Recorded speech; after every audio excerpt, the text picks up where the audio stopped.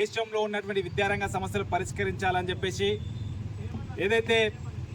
దేశంలో ఉన్నటువంటి బీజేపీ ప్రభుత్వం నూతన జాతీయ విద్యా విధానం తీసుకొచ్చిందో ఆ నూతన జాతీయ విద్య రద్దు చేయాలని చెప్పేసి ప్రధానంగా డిమాండ్ చేస్తూ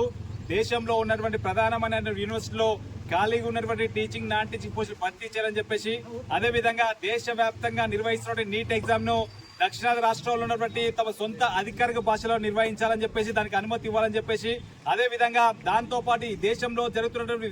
విద్యా వ్యతిరేక విధానాలపైన అదేవిధంగా రాష్ట్రంలో ఉన్నటువంటి నూతనంగా ఏర్పడిన కాంగ్రెస్ ప్రభుత్వం కూడా ఈ రాష్ట్రంలో ఉన్నటువంటి విద్యారంగ సమస్యలు పరిష్కరించాలని చెప్పేసి ప్రధానమైన డిమాండ్లతో ఈ యొక్క సంతకాల సేకరణ ప్రారంభించడం జరిగింది. ప్రధానంగా ఈ దేశంలో ఉన్నటువంటి నరేంద్ర మోడీ ప్రభుత్వం నూతన జాతీయ విద్యను రద్దు చేసేంత వరకు అఖిల భారత విద్యాసభకు పోరాటం చేయడంతో పాటు అదేవిధంగా దేశంలో ఉన్న విద్యారంగ సమస్యలు పరిష్కరించి అదేవిధంగా ఈ నూతన జాతీయ విద్యా విధానం వల్ల ఈరోజు మూఢనమ్మకాలు పెంచి పోషించే విధంగా అదేవిధంగా జ్యోతిష్యం పేరుతోటి కోర్సులు పెట్టినటువంటి ఈ యొక్క నూతన జాతీయ విధానాన్ని రద్దు చేసేందుకు పోరాటాలు కొనసాగించి ఈ దేశవ్యాప్తంగా ఉన్నటువంటి దాదాపు 5 కోట్ల మంది విద్యార్థుల సంతకాలు సేకరించి ఈ దేశంలో ఉన్న రాష్ట్రపతికి అందించాలని చెప్పి ప్రధానంగా ఈ యొక్క కార్యక్రమం ఉద్దేశం. కాబట్టి ఆ రకంగా అఖిల భారత విద్యార్థి సమాఖ్య రాష్ట్ర నాయకత్వం కూడా